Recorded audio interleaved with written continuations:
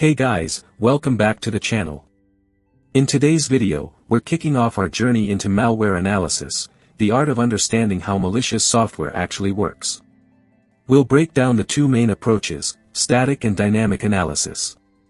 Static analysis is when we inspect the malware without running it, checking its code, structure, and clues hidden inside the file.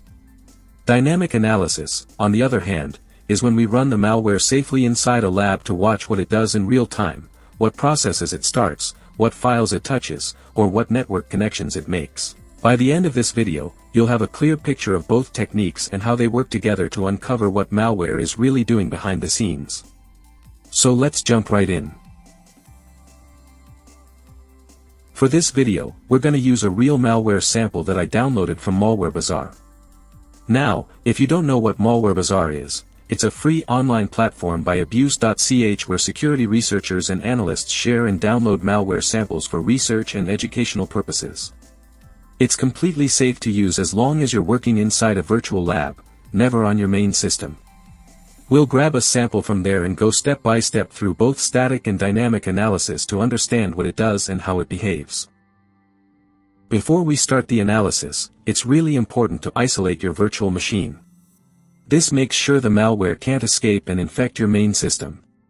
So always work inside a virtual lab, disable any shared folders or clipboard between your host and VM, and keep the network isolated or host only. Once that's done, we're safe to move on and start the analysis.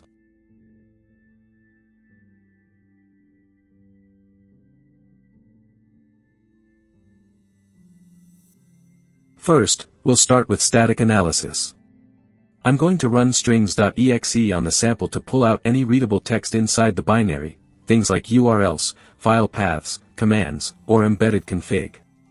Strings is safe because it only extracts printable ASCII/Unicode from the file without executing it.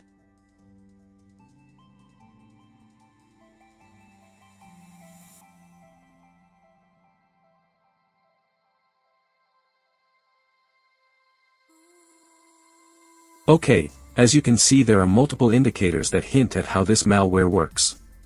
For example, it calls the Windows API getHostAddress, that's used to resolve a hostname into an IP address.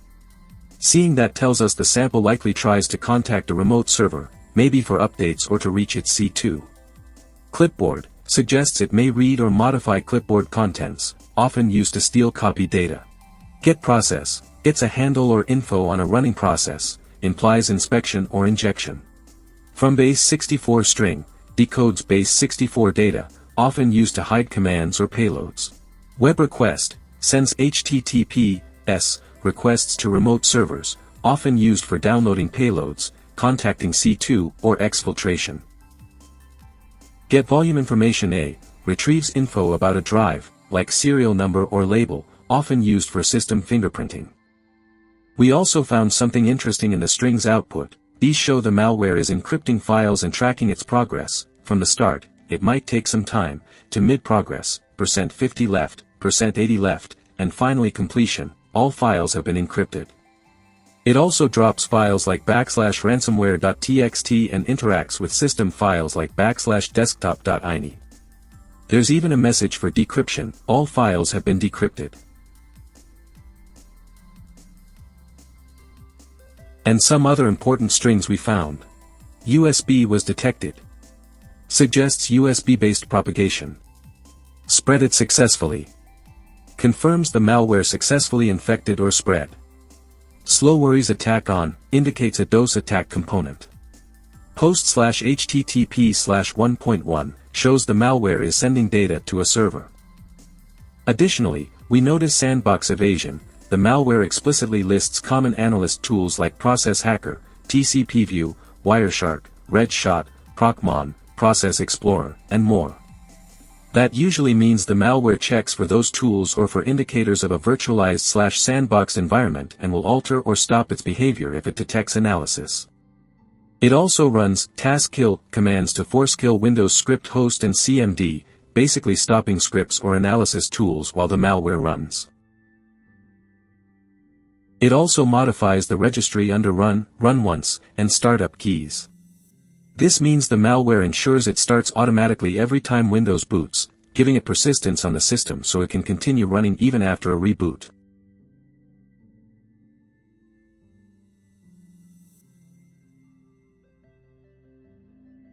We also found Bitcoin-related strings and references to Electrum. Electrum is a lightweight Bitcoin wallet client. Seeing both suggests the malware either prepares for ransom payments or interacts with crypto wallets, payment collection or wallet stealing.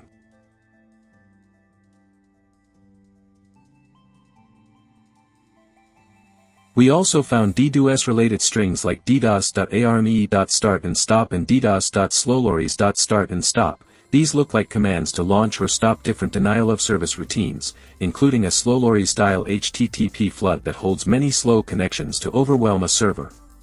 Together, those strings suggest the sample can be used to perform on-demand network attacks.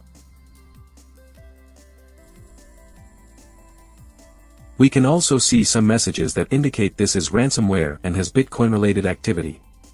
There's even an embedded YouTube link in the sample, but when I checked it, the video is set to private. We can also see that the malware has the ability to interact with browser cookies and login data, which means it could potentially steal saved credentials or session information from the victim's web browsers. That's enough for strings. Now let's move to PEview. PEview is a static analysis tool that lets us examine a Windows executable without running it. We can check headers, sections, imports and exports, resources, entry points, timestamps, and any extra or packed data. Using it, we'll look at which Windows APIs the sample imports, inspect suspicious sections or resources, and spot packer or compiler artifacts to understand how the binary was created. First, we can see the MZ characters, 4D5A in hex, at the start of the file. This is the DOS header signature that indicates the file is a valid Windows executable. Basically, it tells the system that this is an executable file and not just random data. We can also see the message, "The program cannot run in DOS mode." This is a standard message embedded in Windows executables for backward compatibility. It's shown if someone tries to run the program in a DOS environment, which Windows uses to indicate that the executable requires a modern Windows system to run. Under the image NT headers, we can see the signature PE. This marks the start of the portable executable, PE, header, which tells Windows that the file follows the PE format. It contains important information for the OS to load and run the program, like sections, entry point, and other metadata needed to execute the binary correctly. Under the file header, the machine field tells us the type of CPU architecture the executable is built for. For example, it might show x86 for 32-bit systems or x64 for 64-bit systems. This helps the operating system know which processor can run the file.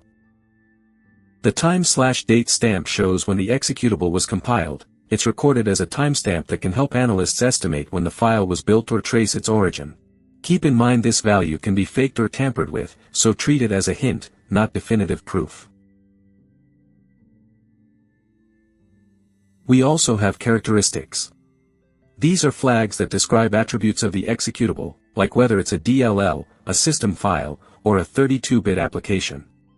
For example, image file executable image indicates that the file is a valid executable, not just data. Image file 32-bit machine shows that the executable is built for a 32-bit architecture. Under the image optional header, the magic field tells us the type of PE format. For a 32-bit executable, it shows image NT optional HDR32 magic, which basically confirms that this is a 32-bit PE file and helps the OS interpret the rest of the optional header correctly. The subsystem field tells us what kind of environment the executable is meant to run in. In this case, it shows image subsystem Windows GUI, which means the program is designed to run as a Windows graphical application with a user interface, rather than a console or background service. Image DLL characteristics dynamic base means it supports ASLR, so its memory locations change each run to make exploitation harder. Image DLL characteristics NX compat works with DEP, blocking code from running in protected memory areas. Image DLL characteristics NOSEH doesn't use standard Windows error handling, often seen in malware or custom-built code. Image DLL characteristics terminal server aware, works fine on remote desktop and terminal services, so it won't crash in multi-user setups.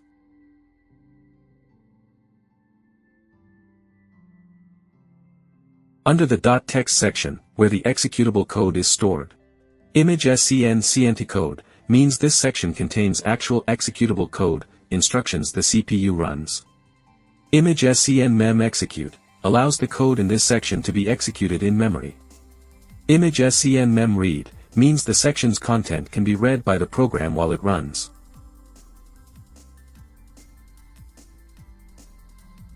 Under the .rsrc section, where resources like icons, strings, dialogues, and embedded files live. Image scn initialized data marks the section as containing initialized data, predefined resources the program ships with, not code. Image scn read means the section can be read at runtime. We explained this flag earlier for .text. Under the .reloc section, where base relocations live. Image scn initialized data, we explained this before. Image scn discardable means the section can be discarded from memory after it's used, relocations are only needed at load time. Image scn read, we mentioned it earlier. The import address table, IAT, is a key part of a PE file. It lists all the functions and DLLs the program needs from Windows to run. Basically, when the malware starts, Windows uses this table to load the required system libraries. For malware analysis, checking the IAT is super useful. It helps us see which APIs the malware calls, which often reveals its behavior, like networking, file encryption, process injection, or registry modification. Here we find only two imports, surexemain and mscori.dll. That's an indicator the malware is using an evasion technique to hide its real DLLs and functions. So don't rely on the import table alone, we should use other tools to uncover the real behavior. So now we're going to use PEStudio to uncover what's hidden in the malware. PEStudio is a static analysis tool that aggregates a lot of indicators, imports, suspicious strings, packer/packer signatures, WARA rules, and more, so it helps reveal things the import table or a simple view might hide before we move to dynamic analysis. After opening PEStudio, we're gonna start with the indicators section. That's where you'll get quick metadata at a glance, the file signature, file hashes, SHA-256, the file size, malware type, and the compilation time. These basics give us an immediate fingerprint of the sample before we dive deeper.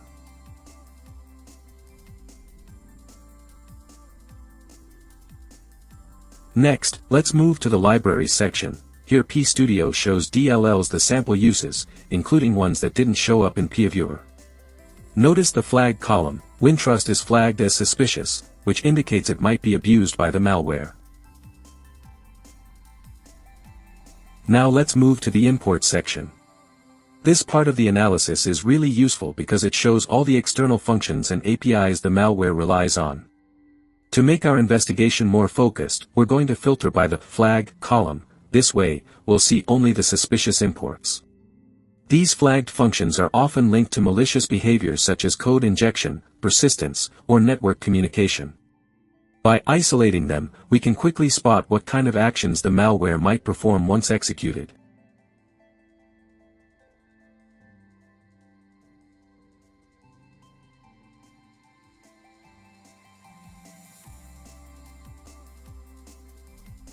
And finally, we'll move to the strings section.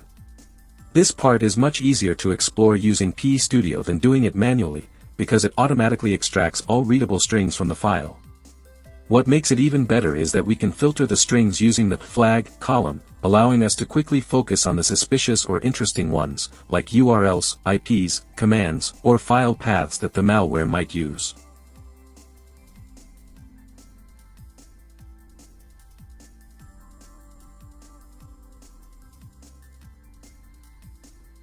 Alright, that's enough for static.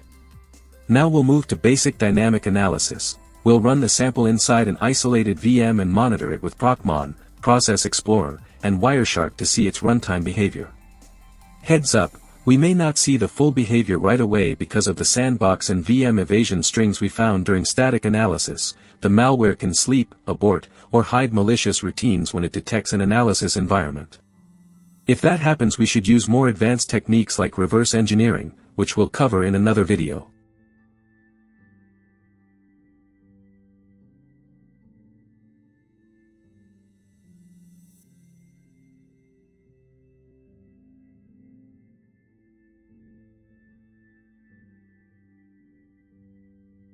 Next, we'll use a Linux analysis VM, RENUX, together with INetSim to emulate the internet for the sample.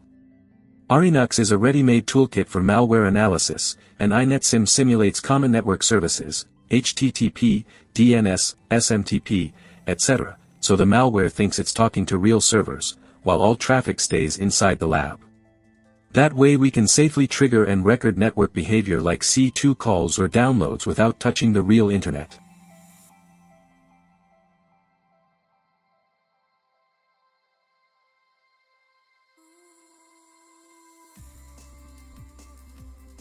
Okay, next, start INetSim.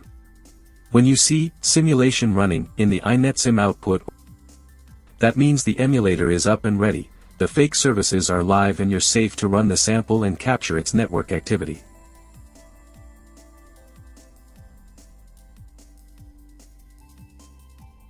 We'll also run Wireshark to capture any network connections the malware makes.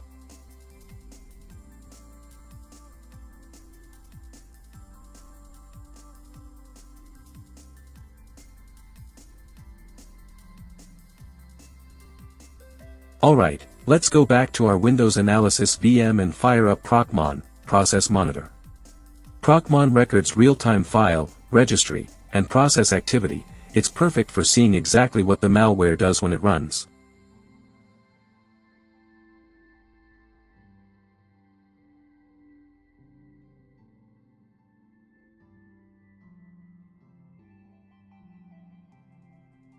Add a filter for the sample process to reduce noise, then hit capture and execute the sample.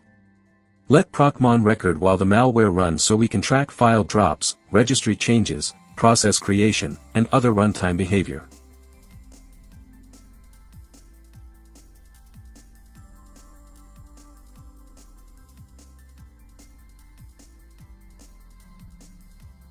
As you can see, Procmon gives us a live, time-stamped list of everything the malware did during execution: file reads, writes and deletes, registry modifications, process and thread creation, DLL loads, and more.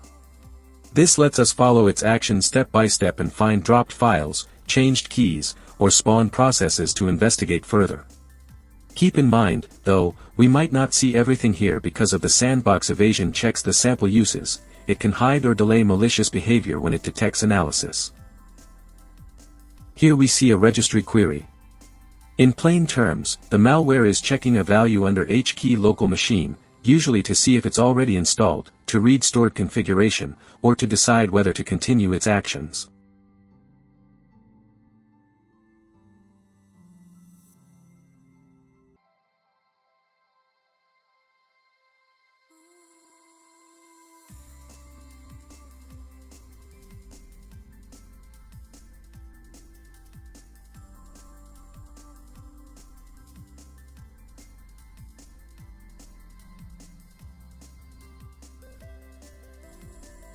We also see a create file under system resources named malware.exe.mun, that means the sample dropped that file on disk during execution. In other words, the malware wrote out malware.exe.mun as part of its activity. We also see a create file for malware.exe.config, so the sample dropped a config file. That file often contains runtime settings, like C2 URLs, ports, keys, or behavior flags, so it's a high-value artifact to collect and inspect. You can filter Procmon to show just file creation activity, set a filter-like operation as create file. That will let you see everything the malware wrote to disk. Scan the path column for dropped file names and check the result, success and access denied.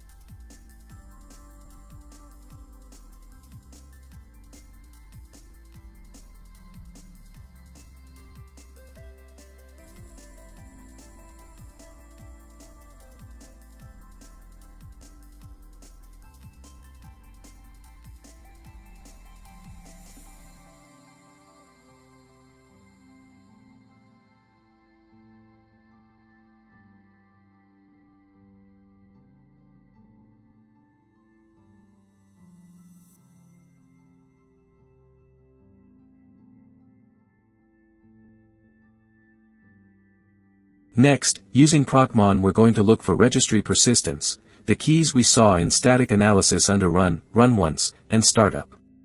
To do this, set a filter-like operation contains run or run once and include startup paths.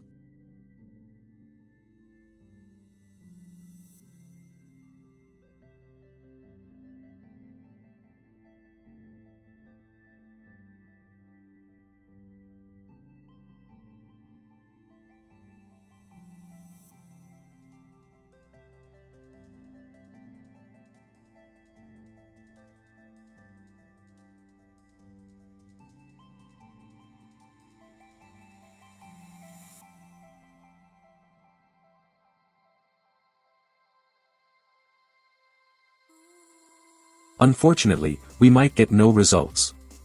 That's because the malware could be disabling its persistence routines when it detects it's running in a sandbox or VM.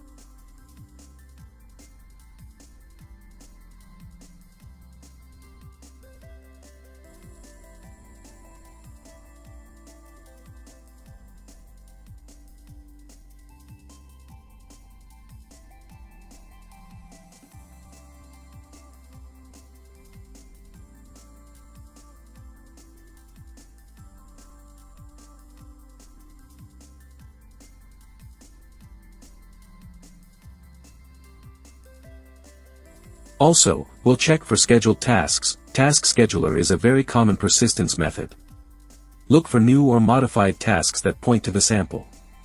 If the malware created a task, it'll show the command or path and trigger info. And like before, don't be surprised if we find nothing. Some samples skip creating tasks when they detect a VM.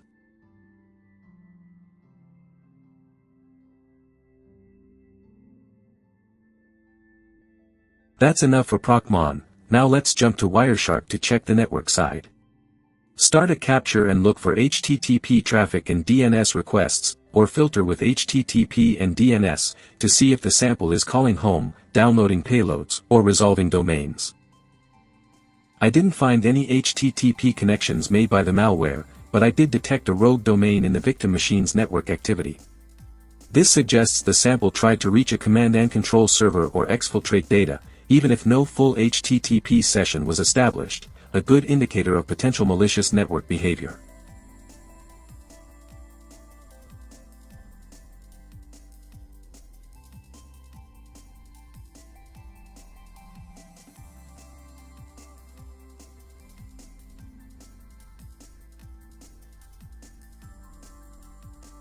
When I scanned this rogue domain, it was flagged as malicious by 18 different antivirus products. This confirms that the domain is associated with malware activity and reinforces that the sample was trying to communicate with a dangerous server. Alright, that's enough for this video. We covered the basics of static and dynamic malware analysis, from examining strings and PE structure to monitoring real execution with Procmon and Wireshark. In future videos, we'll go deeper into reverse engineering and advanced evasion techniques. If you found this helpful, don't forget to like, subscribe, and share. It really helps the channel grow. See you in the next one.